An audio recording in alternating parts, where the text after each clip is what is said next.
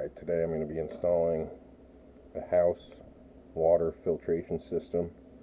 This is going to be for the entire house instead of under the sink. Right here I got the parts per million meter of what this is reading coming out of the well tank alone with no filters whatsoever. So I got 86 parts per million out of the bathroom sink.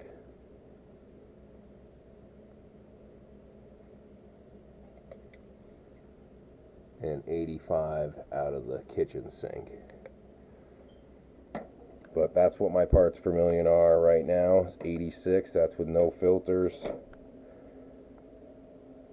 And like I said, they will increase or decrease as you're running your water. So here's my homemade filtration system that I'm building. This will be 4 filters.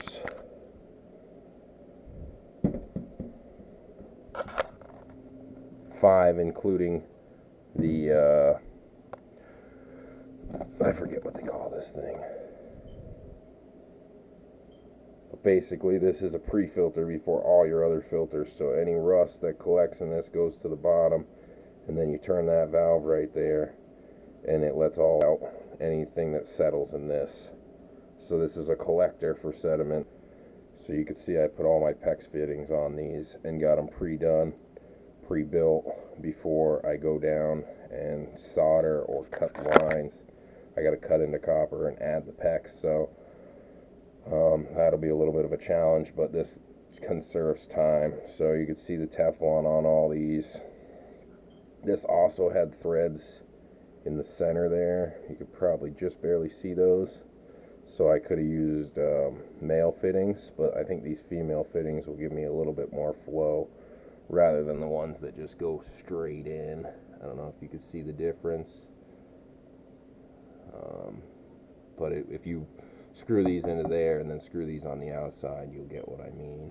So there it is. That's going to be the whole filtration system. This is a 5 micron. I'm not sure what these are exactly as of right now, and I have a carbon filter going in this last one.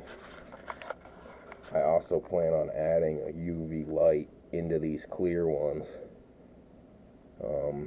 I don't know if it'll work, but it'll help to heat my garage, which I have no heat in. So that's another reason why I'm going to add the UV lights. Whether they kill bacteria or not, they'll help heat my basement. So that works for me. The 5 filter system, if you want to count this one, that's just going to collect all the sediment and the big stuff. Then it'll go into that first one, clean out all the rust and gookies, and then so on and so on. So as this increases, I'm hoping to lose parts per million in the water in each filter. If I can get down to 10, I'd be really happy. 20 would be good. If I drop 60 parts per million off my water quality, I'd be pretty happy with that. That's pretty good. That eliminates a lot of miscellaneous stuff that's in my water that I can't account for when it comes to showering or using it for plants or whatever the case may be, or drinking. Any of that, the less parts per million, the better.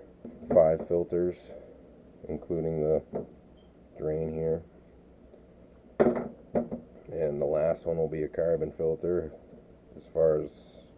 As of now, that may change when I actually install it and start figuring out what produces the least parts per million or the cleanest water in the end. I'm also planning on getting drinking water test strips. I haven't got them yet. That was kind of the point of doing the parts per million before I install this, but I'm going to have the bypass on it, so if I ever just want to bypass the filters, I'm going to be able to collect that information down the road. When the water just is bypassing the filters, I can send it straight upstairs through the lines just as it is right now, after these filters are even installed. So that's my game plan. I'll have the bypass, and I'll just bypass it when I have the test strips, and then I can find out that information to see how much cleaner all around my water got as far as iron, magnesium, anything the test strips will test for, parts per million, pH. I can see any changes there. This filter was the only filter. This was Home Depot's filter, and it didn't come with a top mount. So this is a Home Depot bracket for 2x4 of some sort. Forget which one we grabbed. But I think I'm just going to use a big lag bolt through that and not even drill any more holes. That thing will just be on there. But I cut this little chunk out so I can still hit the button. So, little customization there. I got the garage heating up right now. I just got a little space heater out there to get a little more comfortable. A lot of these fittings I got off Amazon. They were cheaper that way. All these here, they were like $2 a piece on Amazon. Home Depot's like $3 something or $2.50 or whatever. It was more. So Amazon's, you got to shop around if you're that kind of person. But the Home Depot filter was slightly cheaper than the Amazon filters, I think. But this one's got really good ratings. There's the company name on that one. That's just standard Home Depot. And then I wanted clear ones, so these were off Amazon. And they're iSpring, I believe.